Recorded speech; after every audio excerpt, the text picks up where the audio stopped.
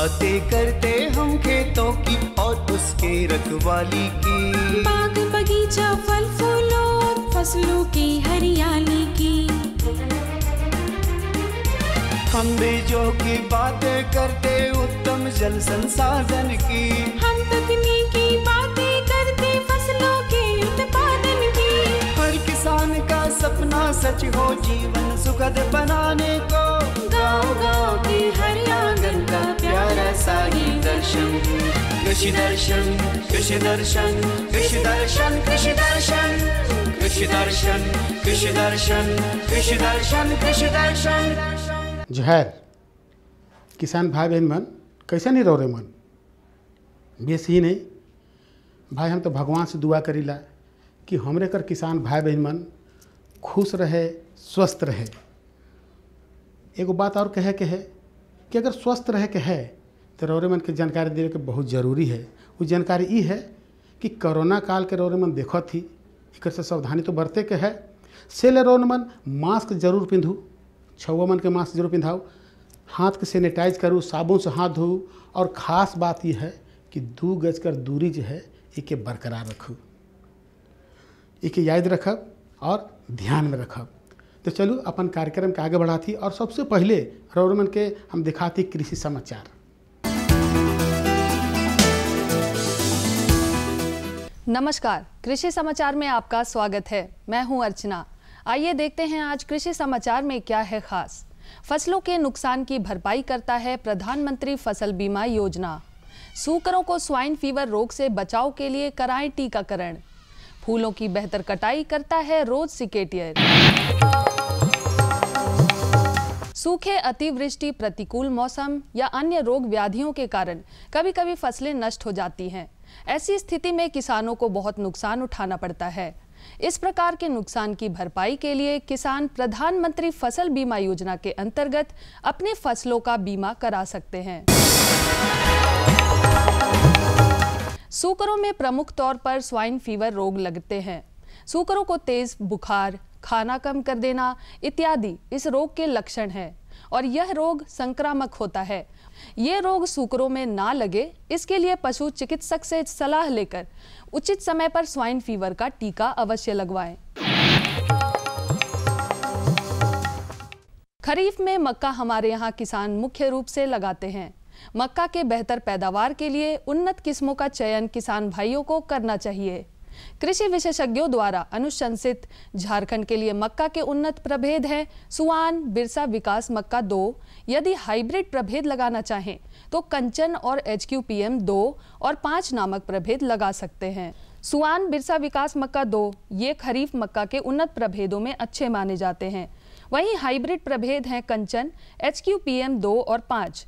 1 hectare भूमि के लिए 20 kilogram बीज पर्याप्त होता है। ये प्रभेद लगभग 80 से 100 दिनों में तैयार हो जाते हैं। इन्हें लगाकर किसान प्रति हेक्टेयर लगभग 45 से 80 क्विंटल तक मक्का की उपज पा सकते हैं।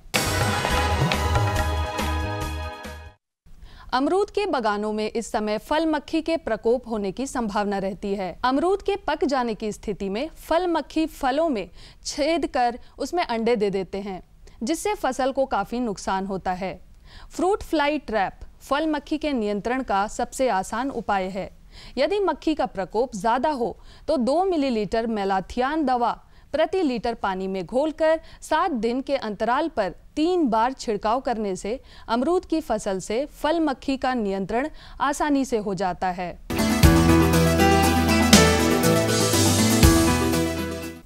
फूलों की कटाई करनी हो या पौधों के डंठलों की छटाई करनी हो, इन कामों के लिए बेहतर उपकरण है रोज सिकेटियर। आइए जानते हैं इस उपकरण में और क्या खूबियां हैं। यह है रोज सिकेटियर। पौधों एवं फूलों की बेहतर कटिंग के लिए इसका इस्तेमाल होता है। इस उपकरण में तेज एवं जंग रोधी एक ब्लेड लगा होता है जो फूलों एवं पौधों के डंठलों को आसानी से काटता है। सबसे खास बात इस उपकरण की यह है कि पौधों के काटे गए हिस्से उसी में फंसे रहते हैं, जिसे आप उचित स्थान पर फेंक सकते हैं। और अब एक नजर राज्य के कुछ प्रमुख शहरों के मौसम के मिजाज पर। आज राज्य के कुछ प्रमुख शहरों के तापमान इस प्रकार दर्ज किए गए।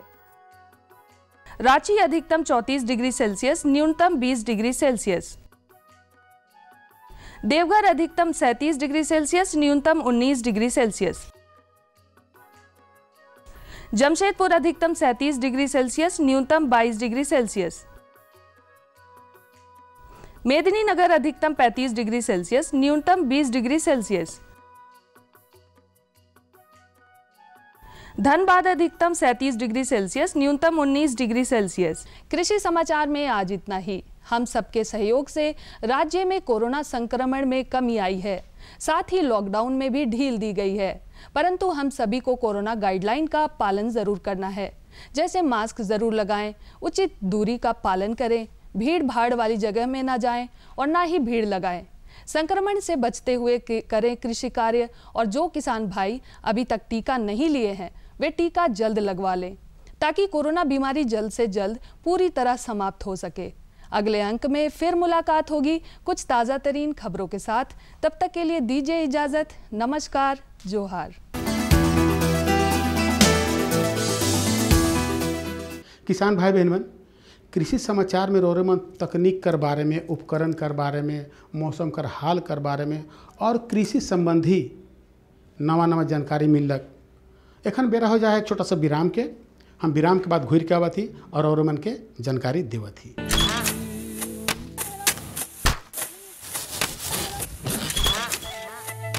भारत एक कृषि प्रधान देश है। भारतीय अर्थव्यवस्था में कृषि एक मुख्य स्तंभ की तरह है और हमारे किसान अन्नदाता। लेकिन कभी कभी प्रकृति के सख्त तेवर के कारण हमारे किसानों को उचित कृषि उत्पाद हासिल नहीं हो पाता। ऐसी स्थिति में उन्हें सुरक्षित रखने के लिए प्रधानमंत्री फसल बीमा योजना प्रदान की गई है। प्रधानमंत्री फसल बीमा योजना को किसानों तक पहुंचाना और उन्हें लाभान्वित करने का काम बैंक और राज्य स्तरीय बैंकर समितियां यानी SLBC की हैं। इनमें सार्वजनिक और निजी वाणिज्यिक बैंक के अलावा क्षेत्रीय, ग्रामीण, सहकारी बैंक के साथ साथ कई प्राथमिक कृषि सहकारी ऋण समितियों को भी शामिल किया गया है। इस योजना का लाभ उठाने के लिए किसानों का नामांकन जरूरी है। इस समय 540 बैंक की 1.5 लाख शाखाओं के द्वारा किसानों का नामांकन किया जा रहा है। प्रधानमंत्री फसल बीमा योजना एक कारगर उपाय है। ये हमारे लिए सुरक्षा कवच की तरह है। फसल अगर बर्बाद भी हुई तो भी हमें मुआवजा मिल जाता है। जमीनी स्तर पर की गई समीक्षा और अध्ययन के आधार पर कृषि मंत्रालय भारत सरकार की योजना प्रधानमंत्री फसल बीमा योजना में कई बदलाव किए गए हैं। इस बदलाव के कारण किसानों की समस्याओं का निदान कर उन्हें और सशक्त बनाया जा सकेगा।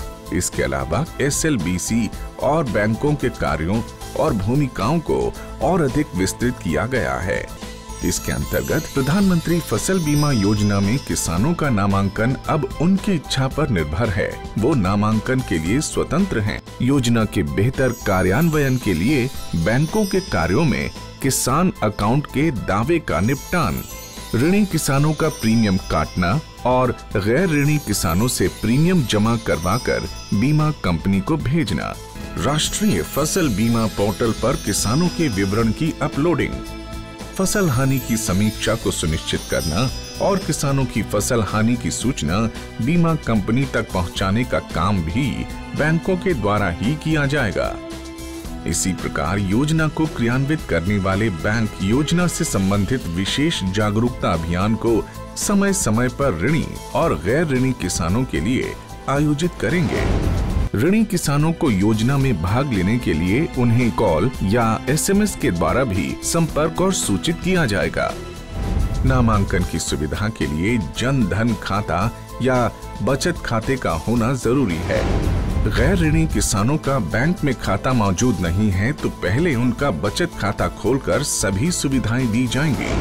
बैंक की शाखाओं को घोषणा पत्र की हार्ड और सॉफ्ट कॉपी को भविष्य में पत्राचार के लिए संभाल कर रखना होगा और उसकी एक कॉपी या एक्नॉलेजमेंट किसान के हवाले किया जाएगा। नामांकन के लिए कट ऑफ डेट से 2 दिन पहले तक बीमा के लिए फसल का नाम बदलने का प्रावधान होगा। बैंक की शाखाएं नेशनल क्रॉप इंश्योरेंस पोर्टल पर सभी विवरण भी दर्ज करेंगी। सभी किसानों और विशेष ऋणी किसानों के आधार नंबर को जांचकर बैंक द्वारा अपडेट किया जाएगा। राज्य और जिला अधिकारी संबंधित एजेंसी और बीमा कंपनी के समक्ष किसानों को शिकायतों की सुविधा प्रदान करने का काम भी बैंकों के द्वारा किया जाएगा। SLBC बैंकों के लिए स्थापित एक शीर्ष संस्था है। यह संस्था राज्य सरकार और भारत सरकार के साथ समन्वय स्थापित कर सदस्य बैंकों के द्वारा प्रधानमंत्री फसल बीमा योजना को क्रियान्वित कर भारत के किसानों को सशक्त करने का काम कर रही है और उसका सीधा लाभ हमारे देश के किसानों तक पहुंचाया जा रहा है। सशक्त किसान, देश की शान। विराम के बाद रौरमन के एक बार फिर से स्वागत है। तो चलू अपन कार्यक्रम के आगे बढ़ा थी और जानकारी दिवा थी।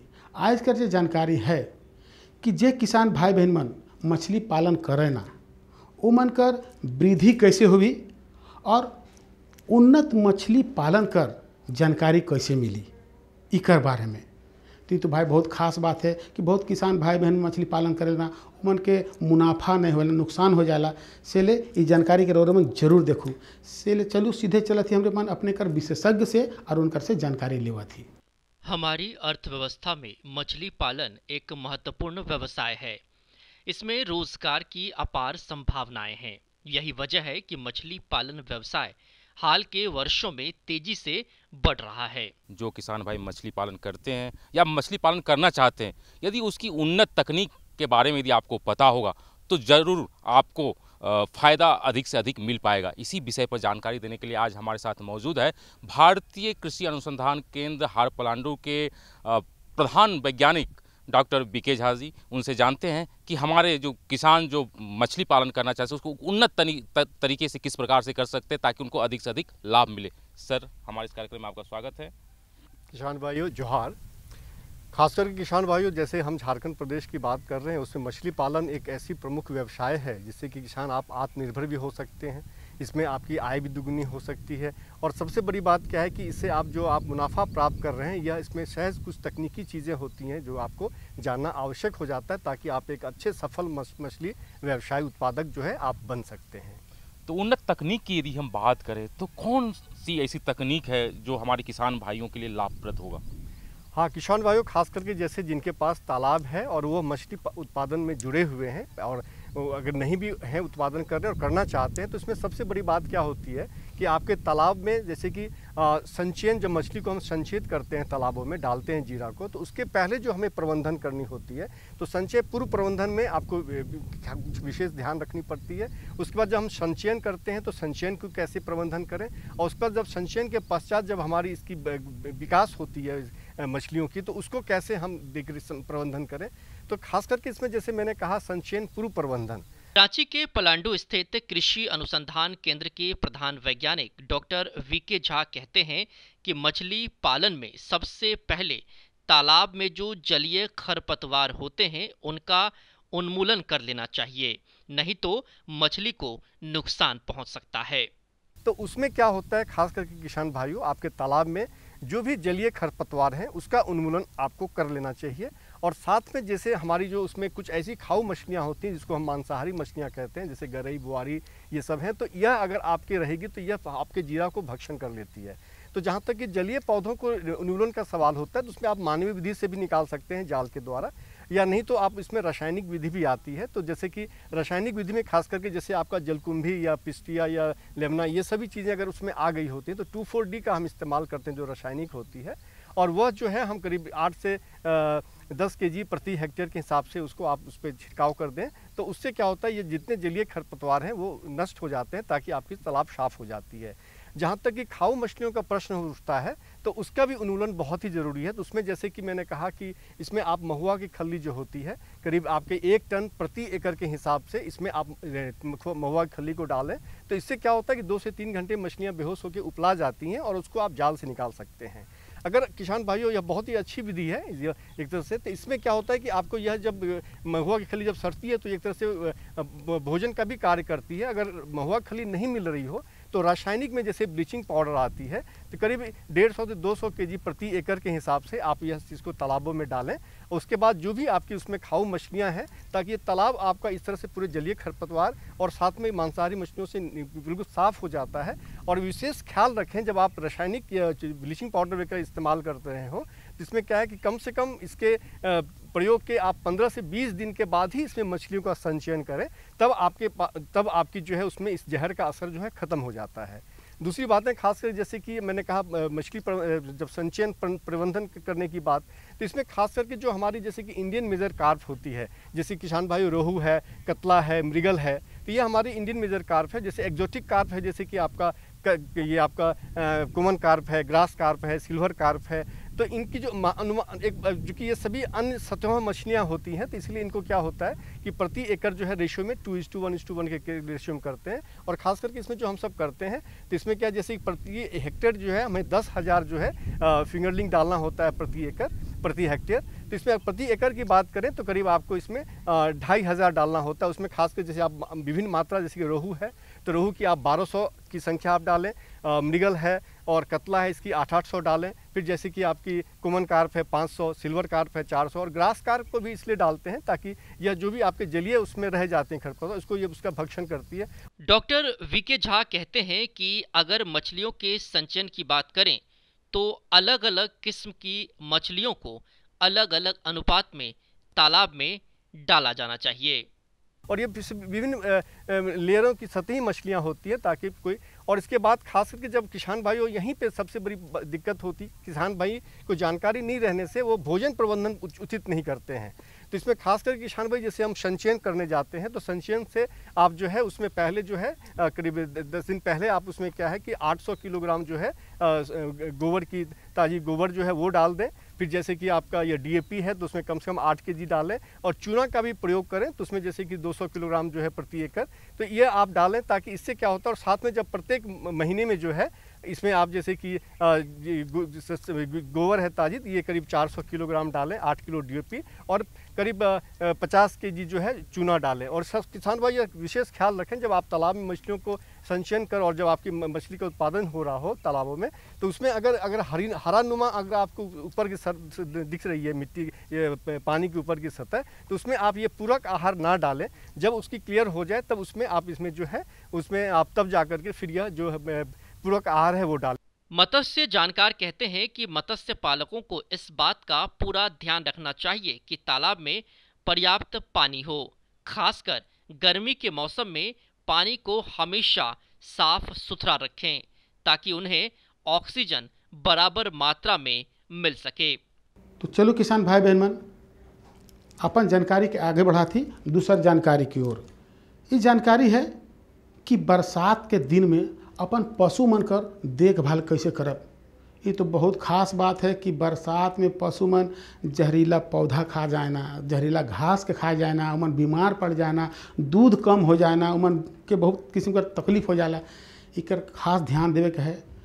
तो भाई चलो एकरो ले हम रौरे मन के डॉक्टर साहब से मिलवा थी, जेके खूब जानकारी है, उनकर सीधे मिला थी और जानकारी के लेवा थी। जैसा कि आप जानते हैं कि बरसात का मौसम आ गया और ऐसे में अपने हम पशु की देखरेख किस तरीके से करें ताकि हमारे पशु जो है स्वस्थ रह सकें और उनमें जो लैक्टेशन का पीरियड है, दूध देने की क्षमता जो है बढ़ जाए। तो इसी क्रम में हम आप पहुँचे हैं रांची के बिरसा कृषि विश्वविद्यालय में और हमारे साथ यहाँ के वैज्ञानिक डॉक्टर भूषण सिंह जी हैं। आइए उनसे हम जानते हैं। सर, आपको हमारे कार्यक्रम में बहुत बहुत स्वागत। धन्यवाद। अगर हम बरसात के मौसम की बात करते हैं और पशुओं की बात करते हैं, तो बरसात के मौसम में पशुओं की देखभाल किस तरीके से की जाए, चाहे वो दुधारू पशु हो चाहे वो सामान्य पशु हो? देखिए, बरसात के मौसम के बारे में जैसे हम लोग जानते हैं कि बरसात का जो मौसम में क्या होता है कि मेनली जो होता है आर्द्रता बहुत ज़्यादा होता है मौसम में, और तापमान में हमेशा उतार चढ़ाव देखा जाता है। तो इस मौसम के शुरुआत में ही पशुपालक भाइयों को यह ध्यान रखना चाहिए कि उनके आवास जो है, आवास में कुछ तैयारी कर लेना चाहिए। जैसे कि कोई भी अगर कहीं से भी पानी का रिसाव या फिर पानी जमने का ऐसा कोई जगह है तो उसको भर देना चाहिए। अगर छत से अगर पानी चूने का संभावना है तो उसको पूरा कर देना चाहिए। और साथ ही ये ध्यान रखना चाहिए कि जहाँ अनाज रख रहे हैं उस जगह पर मॉइस्चर जो है, आर्द्रता का नमी ना बन पाए, कि नमी अगर बन जाएगा अनाज गृह में, तो उसमें क्या होगा कि अनाज में फंगस या फफूंदी का क्या होता है, प्रकोप आ सकता है, जो कि पशुओं के लिए जानलेवा साबित हो सकता है। तो इसलिए ज़रूरी है कि बरसात के मौसम में कि नमी का खासकर ध्यान रखा जाए कि पशु आवास में और पशु का जो जहाँ खान पान रखा गया है, दाना गृह जो है, वहाँ पर हमेशा क्या ये कोशिश होना चाहिए कि वो सूखा रहे। और इस मौसम में दूसरा जो चीज़ देखा जाता है कि मच्छर मक्खियों इस सब का प्रकोप बढ़ जाता है। तो इसमें अत्यंत जरूरी है कि पशुपालक भाई रोजाना कम से कम एक बार फिनाइल से अपने जो पशु आवास उसका फर्श को जरूर साफ रखें। तो ये मुख्यतः हो गए जो आवास प्रबंधन में लोग केयर कर सकते हैं पशुपालक भाई। डॉक्टर साहब ने बताया कि बरसात का जो मौसम होता है उसमें नमी काफ़ी होती है, और जहाँ पे पशु को रखते हैं वो स्थान सूखा रहने से जो है पशुओं के लिए काफ़ी अच्छा होगा। और जो अगर आवास व्यवस्था की बात करते हैं तो हवादार भी होना चाहिए, जिससे पशु आसानी से श्वसन की क्रिया कर सकें। ये तो अपने आवास व्यवस्था के बारे में बतलाई। अगर हम खान पान की बात करते हैं तो बरसात के मौसम में अपने पशुओं को हम क्या खान पान में दें ताकि जो दूध देने की क्षमता है या प्रजनन क्षमता है उसकी बनी रहे, उसमें गिरावट ना आए? पशु जो बरसात का मौसम है इसमें पशु क्या बोलते हैं जो खान पान है वो साधारणतः हम लोग देते हैं उसी को रखना, पर उसमें ध्यान सिर्फ ये देना है कि जो भी खान पान की वस्तु है, जो भी है दाना है, दर्रा है, उसमें फफूंदी नहीं लगे। इस मौसम से ज़्यादा फफूंदी का प्रकोप होता है। और दूसरा जो है हरा चारा इस मौसम में बहुत अच्छा उपलब्ध होता है, पर उसमें ध्यान रखना चाहिए जो घास का सिलेक्शन है, जो घास का जो चुनाव करना है वो उस पर थोड़ा ध्यान रखना है। ये ध्यान ये रखना है कि वो तालाब के आसपास का एरिया ना हो, या फिर पशु जहाँ चरने जाते हैं वो तालाब के आसपास के एरिया में नहीं जाए चरने के लिए, क्योंकि इस मौसम में क्या घेंघा का प्रकोप बहुत ज़्यादा बढ़ जाता है खेतों में। और घेंघा जो है वो वाहक होता है बहुत सारे परजीवी रोगों का। तो इस मौसम में क्या देखा जाता है कि पशुओं में क्या होता है पतला पैखाना शुरू हो जाता है, दस्त शुरू हो गया, गोबर पतला हो जाता है। तो ये जो है ये परजीवी प्रकोप का क्या होता है ये लक्षण होता है। तो ये हमें ध्यान रखना है कि परजीवी का प्रकोप से बचाना है पशु को। और दाने वही खान पान में बहुत स्पेशल कुछ नहीं करना है, जो साधारण अपना खान पान जो दे रहे हैं उसी को कंटिन्यू करना है। सिर्फ उसको मान के वो साफ सुथरा होना चाहिए, सुरक्षित होना चाहिए किसी भी विषाणु या फफूंदी के आक्रमण से। ये तो अपने खान पान के बारे में बतलाया कि जो हम खान पान दे रहे हैं उसमें मतलब किसी फफूंद नहीं होना चाहिए, जिससे हमारे पशु बीमार ना पड़े, और तालाब के आसपास के जो घास है उनसे बचाव उनको देने का प्रयास नहीं करना चाहिए। अगर हम अपने पशुओं की अगर रोग बीमारी की बात करते हैं तो बरसात के मौसम में कौन कौन से रोग लगते हैं, उससे बचाव के लिए क्या करना चाहिए? अगर टीकाकरण की बात करते हैं तो बरसात के मौसम में कौन सा टीकाकरण आवश्यक है पशुओं के लिए? हाँ, तो ये बहुत ज़रूरी है कि जब बरसात का मौसम है उसमें सबसे मुख्य प्रकोप जो होता है वो होता है परजीवी का, बाह्य परजीवी का भी और अंतर परजीवी का भी। बाह्य परजीवी में मठेल, चमोकन या जू ये सब हो सकती है, और अंतर परजीवी में जो होता है गोल कृमि, फीता कृमि, फिर लीवर कृमि जो उसका प्रकोप होता है। तो ये अत्यंत आवश्यक है कि बरसात के मौसम से पहले या बरसात के मौसम में कृमिनाशक दवाओं का प्रयोग जरूर कर ले, अपने पशु को कृमिनाशक जरूर दे दे। ये बहुत ज़रूरी है कि क्या होता है बरसात के मौसम से पहले कृमिनाशक दे दे। और इसके अलावा जब टीकाकरण का बात करते हैं तो इस मौसम में जो प्रमुख रूप से होने वाले रोग है उसमें HS है, जैसे जिसको गलघोटू या लंगड़ी बुखार है, ब्लैक क्वार्टर और FMD खुरा चपका, ये 3 मुख्य दुधारू पशुओं के लिए। इसके अलावा जो बकरियां होगी उसमें खुरा चपका और क्या बोलता है आपका एंटेरोटॉक्सोमिया वो सब प्रमुख क्या बोलता रोग है। सूकर में स्वाइन फीवर और खुरा चपका। तो बरसात के मौसम से पहले या बरसात के मौसम में जो दुधारू पशु रखे हुए हैं वो FMD, HS एंड BQ का टीका जरूर लगवा दे। जो भेड़ बकरी रखे हुए हैं वो एंटेरोटॉक्सोमिया, FMD, HS, BQ का टीका जरूर लगवा दें। इसके अलावा जो सूकर में है वो स्वाइन फीवर और FMD का टीका अवश्य लगवा लें। हाँ, जो दूध देने की क्षमता में जो कमी आती है बरसात के दिनों में उसका मुख्य कारण है कृमि, जो अंतर परजीवी है। अंतर परजीवी के कारण ही क्या होता है ये मेन कारण होता है। ये अंतर परजीवी का अगर प्रकोप हो गया दुधारू पशु में तो उसका मुख्य लक्षण ही हुआ है कि पतला दस्त होगा, उत्पादन में भारी कमी होता है, क्योंकि वो जो लीवर है शरीर का वो महत्वपूर्ण अंग है, उसको इफेक्ट करता है। लीवर फ्लूक जो है वो बहुत ज़्यादा अभी लीवर कृमि जो है बहुत ज़्यादा उसका प्रकोप बढ़ जाता है बरसात के मौसम में। तो उसके बचाव के लिए अगर पशुपालक भाई बरसात के मौसम में या बरसात के मौसम से पहले अगर कृमिनाशक दवा का उपयोग कर चुके हैं तो उनको यह परेशानी नहीं होगी। तो इसके लिए ज़रूरी है कि कृमिनाशक दवा का उपयोग जरूर कर लें, और वो ध्यान रखें कि जो घास खिला रहे हैं, जो हरा चारा, वही उनका सोर्स है कि कृमि के आने का उनके शरीर में। तो जो हरा चारा का जो चुनाव है वो अच्छी जगह से होना चाहिए जहाँ पर कि घेंघा का प्रकोप नहीं हो, जिससे कि पशुपालक भाई बचा सकते हैं अपने पशुओं के कृमि के निकलता इन्फेक्शन से, और उनका उत्पादन भी बना रह सकता है। तो किसान भाई बहन मन ये दुयो जानकारी के रौरे कैसे लागल बताओ, बढ़िया है नहीं। इसने जानकारी तो रौरे मन के लाइन के हम देवीला, और एगो बात और कहीला कि देखो रौरे मन ठीक अगर कोई ऐसी जानकारी है तो हमारे मन के जरूर देव, और जानकारी देवे के है तो पता के तो लिखे के पड़ी, से ले पता के जरूर लिखू। पता है कार्यक्रम कृषि दर्शन द्वारा केंद्र निदेशक दूरदर्शन केंद्र रातू रोड रांची, और पिन कोड संख्या जरूर लिखब, वो लिखे के बहुत जरूरी है। पिन कोड संख्या है 834001। तो किसान भाई बहन मन रौर मन के एगो और जानकारी देवे के है कि बहुत किसान भाई बहन मन कहे ना कि देखो जे कार्यक्रम रहे ओके छूट गलक, हम देखे नहीं पाली, हमके जानकारी नहीं मिलक, परेशानी हो गलक। तो रौरे मन के परेशानी कर बात न खे, चिंता करे के बात नहीं। अरे भाई ये कार्यक्रम जो कृषि दर्शन है ये रौरे मन ले बनाया है, रौरे मन के पसंदीदा कार्यक्रम है, तो रौरे मन की जानकारी तो मिले के चाहिए। तो उकर ले रौरे मन का करब, अपन मोबाइल फोन के यूट्यूब में, ट्विटर में, फेसबुक में जाके देख सकीला और जानकारी के पाए सकीला। तो आज इजाज़त दो, मकिल यह दिना और यह बेरा नवा जानकारी के साथ और उपस्थित होब। तब तक इजाज़त दो, नमस्कार, जोहार, और अपन छो मन के ख्याल रखो। हम बीजों की बातें करते उत्तम जल संसाधन की, हम तकनीकी बातें करते फसलों के उत्पादन की। हर किसान का सपना सच हो जीवन सुखद बनाने को, गाँव-गाँव के हर आंगन का प्यारा सा ये दर्शन। कृषि दर्शन, कृषि दर्शन, कृषि दर्शन, कृषि दर्शन, कृषि दर्शन, कृषि दर्शन, कृषि दर्शन, कृषि दर्शन।